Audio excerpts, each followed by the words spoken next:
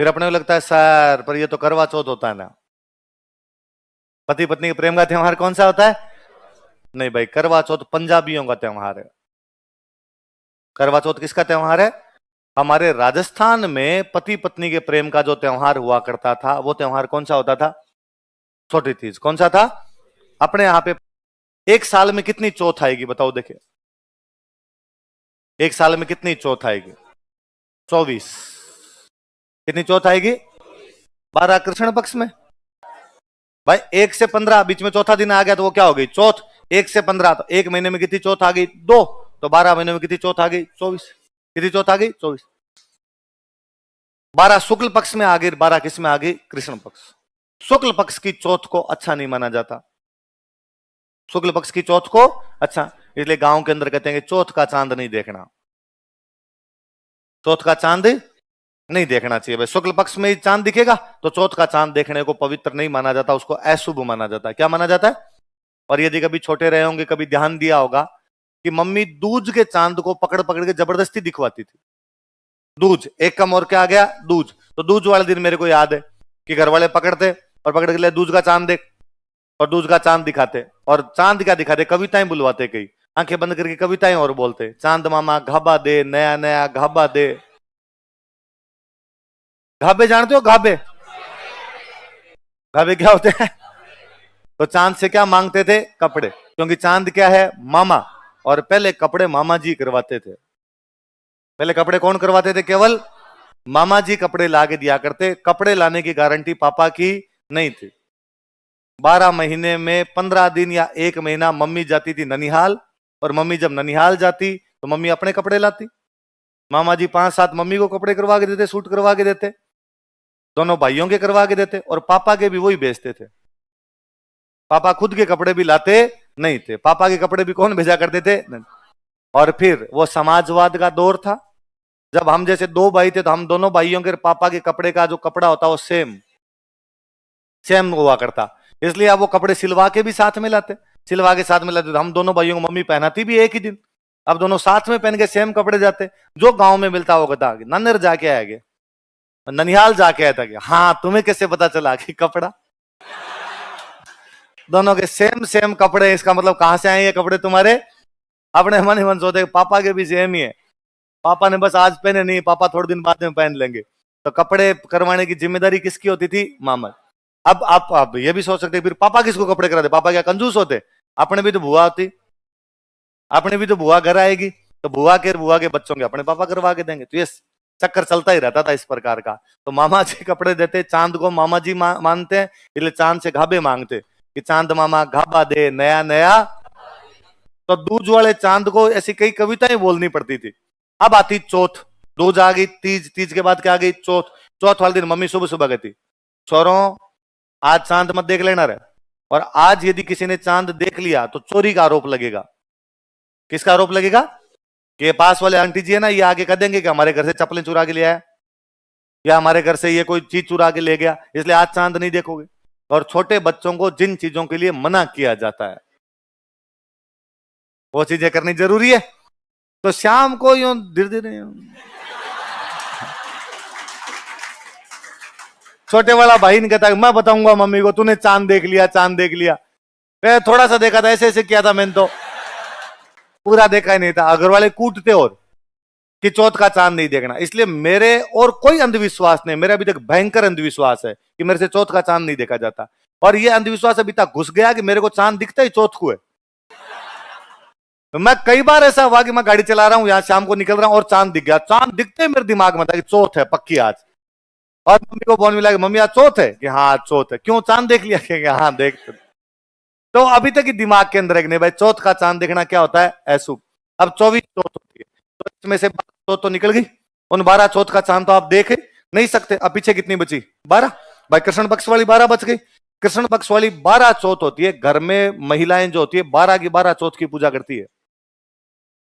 12 की 12 जो चौथ होती है उनकी पूजा करती है। नॉर्मल पूजा में क्या है? व्रत रखना है, और दिन में चौथ माता का कहानी सुन के आपको व्रत खोल लेना, बस इतना ही सिस्टम होता है और कुछ नहीं। ज्यादा धार्मिक महिलाएं होती है वो तो 12 की 12 चौथ रख ले, और ज्यादा धार्मिक नहीं हो तो 4 चौथ तो रखे।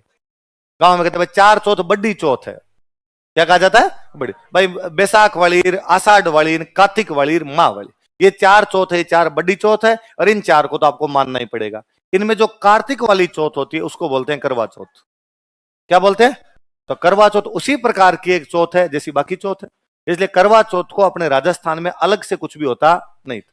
वही सामान्य दिनों की तरह एक व्रत रखा जाता, उस व्रत में चांद दे के व्रत खोल लिया जाता और कहानी सुन ली जाती, इसके अलावा अपने और कोई भी लेना देना नहीं था। ये पंजाबियों के ज्यादा कल्चर थी कि पंजाबियों की ये था कि नहीं, पति पत्नी छत पे जाएंगे, छलनी का प्रयोग किया जाएगा और छलनी के अंदर से पत्नी पति को देखेगी, पति घर पे जल्दी आएगा, पति उसको पानी पिलाएगा अपने हाथ से, पति उसके लिए गिफ्ट भी लेके आएगा। अपने यहां पर इस प्रकार का कुछ भी होता नहीं। आप इसको इमेजिन करके देखो कि क्या अपने आज से 2 पीढ़ी पहले दादी जी की उम्र की महिलाएं या मम्मी की उम्र वाली भी महिलाएं भी कह सकती थी कि अपने पति को कि प्लीज शाम को घर पे जल्दी आना,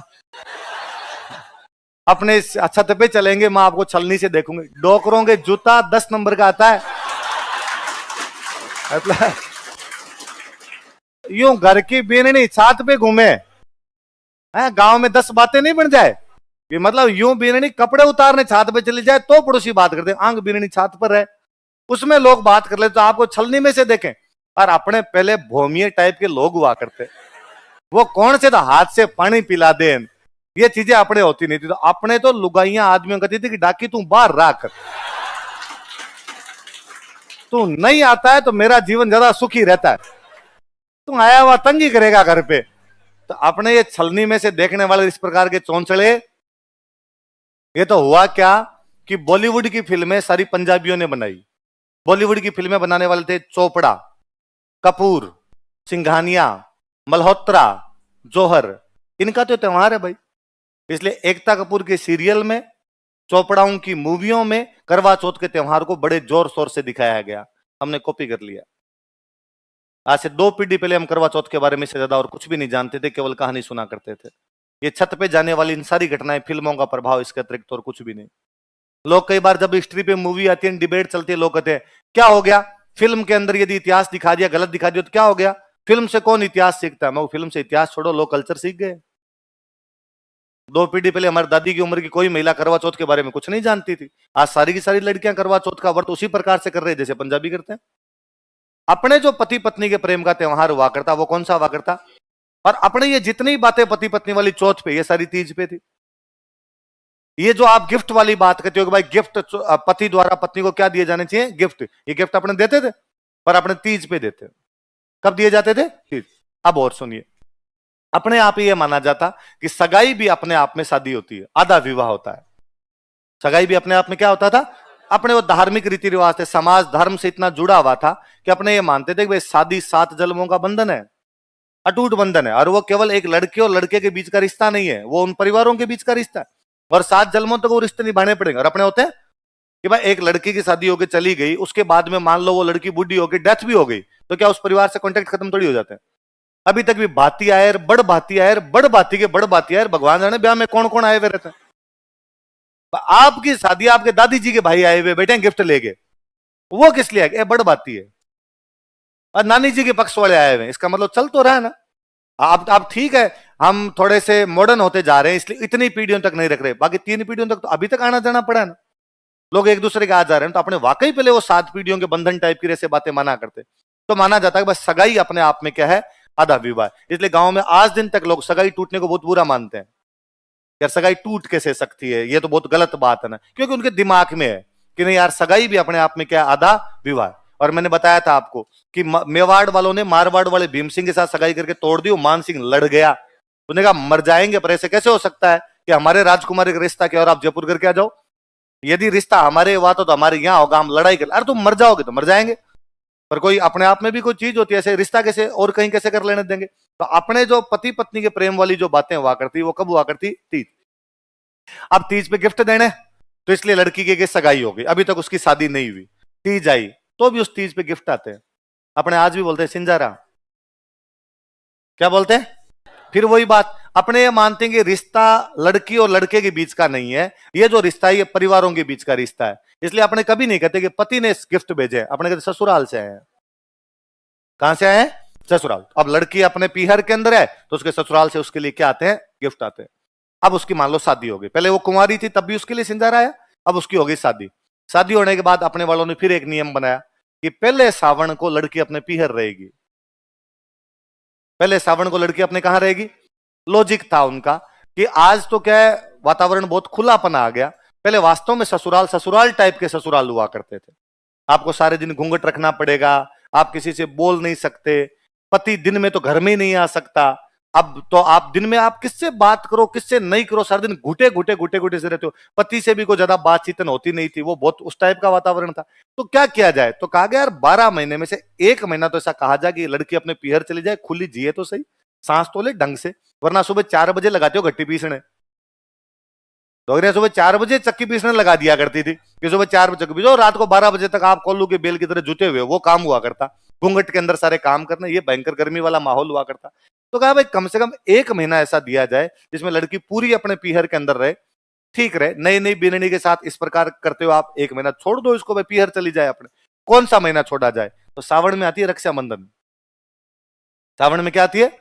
तो कहा भाई इस लड़की ने पूरी जिंदगी 16-17 साल जब तक ये अपने पीहर रही थी तब तक अपने भाई की राखी बांधी थी। इस बार ये सावन के अंदर यदि ससुराल में रहेगी तो भाई की कलाई सुनी रहेगी, इसलिए कम से कम ये किया जाए कि सावन में तो ये पूरी की पूरी कहां पर रहे, अपने पीहर। अब उन चीजों को अपने वैसे जोड़ा, यदि सावन में सास बहू एक साथ रहती है तो सास बीमार हो जाएगी। सास क्या हो जाएगी? बीमार। और हो तो यह भी सकता है कि सास मर जाए। तो सास ने खुद ने कहा कि बीननी थे सावन पीर जाओ, आप इधर मत रहना। सास को लगता है ये आ रही तो अपने कुछ ना कुछ दिक्कत है, अपनी टांग वांग टूटेगी कुछ ना कुछ। अब सावन के अंदर लड़की को कहां भेज दिया? उसके पीहर। सावन में क्या आती है? तीज। तीज किसका त्योहार है? पति पत्नी का। वापस गिफ्ट भेजे जाते हैं। इसलिए गांव में बोलते हैं कि सिंजारे 2 आते हैं, कुंवारो सिंजारो और प्रणेड़ो सिंजारो। शादी से पहले का सिंजारा और शादी के। तो ये सिंजारे अपने चौथ पे तो नहीं भेजते, सारे सिंजारे कब भेजे जा रहे हैं? तीज पे भेजे जा रहे हैं। इसका मतलब पति पत्नी के प्रेम का त्योहार कौन सा है? कौन सा है? तीज। मुझे घटना याद आती है,